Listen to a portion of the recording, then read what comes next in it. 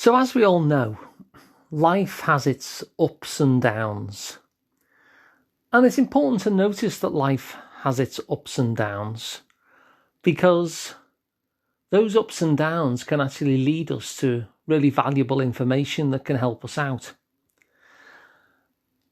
And I think we all often think of life in that way, don't we? It's how's your week been? It's had its ups and downs. It's a very common way to think about things and to talk about things.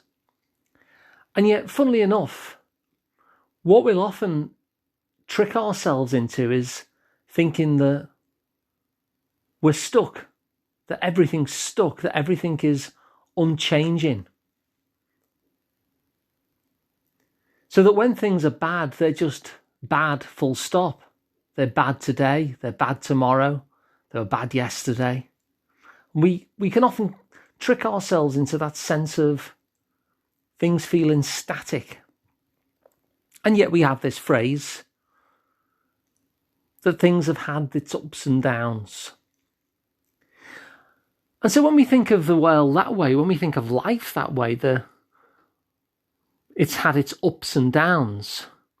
It suggests something different from being static and stuck. It suggests something that's more fluid, that some days are better than others and other days are worse than others. And sometimes we're up and sometimes we're down, that we're not simply on this flat line where everything is just bad every moment or every hour or every day.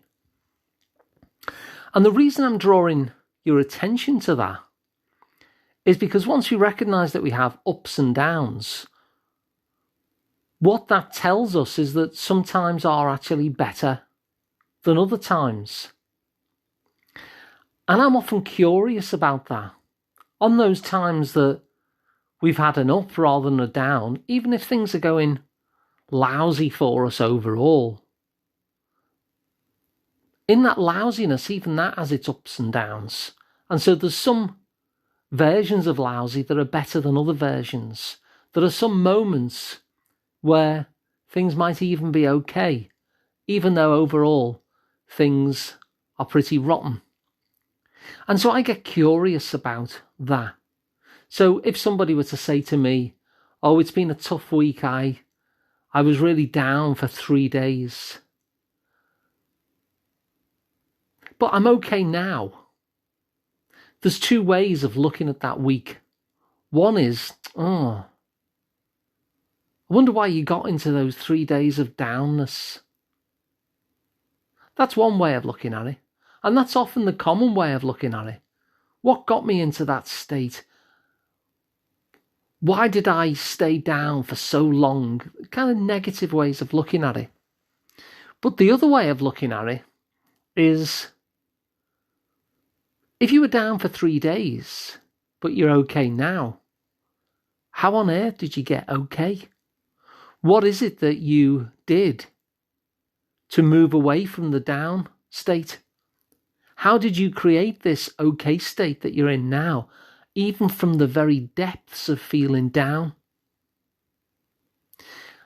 And so you can probably guess that in this idea of life having its ups and downs, what would happen if we really focused on what we did to create the ups?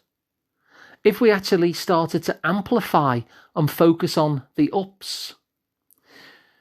Because typically what we do after a week where we've spent 3 days feeling really down in the dumps is we'd investigate the down state.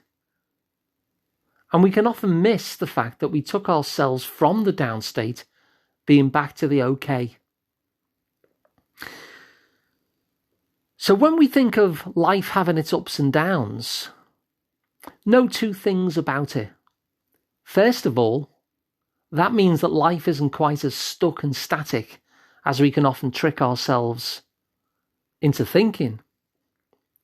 But second of all, if we're having ups and downs, how are you creating those ups? What is it that you do to bring yourself to that part of life which is feeling a little bit better than the rest of it. When things are rotten and it becomes a bit less rotten, how did it become a bit less rotten?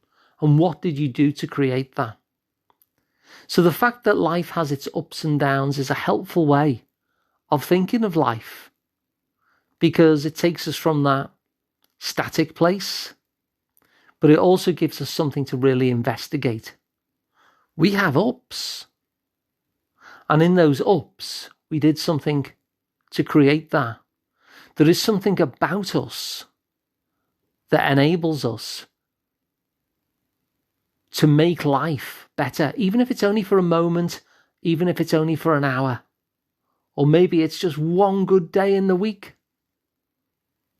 But whatever that up state is, you created that somehow.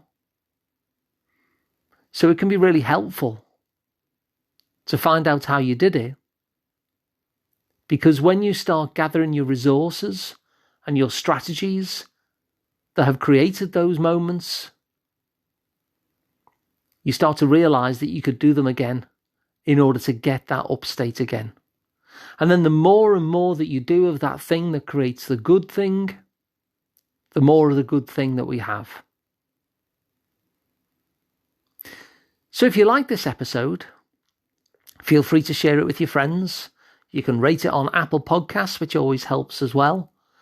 And if you wanted to work with me in person, then you can do that either at my offices in Rodney Street or online if you're either not based in Liverpool or you're too busy to come to the office, I suppose. And you can find me. My name is Alun Parry, and my website is liverpoolpsychotherapy.co.uk. So as ever, thanks for listening, and I'll see you on the next one.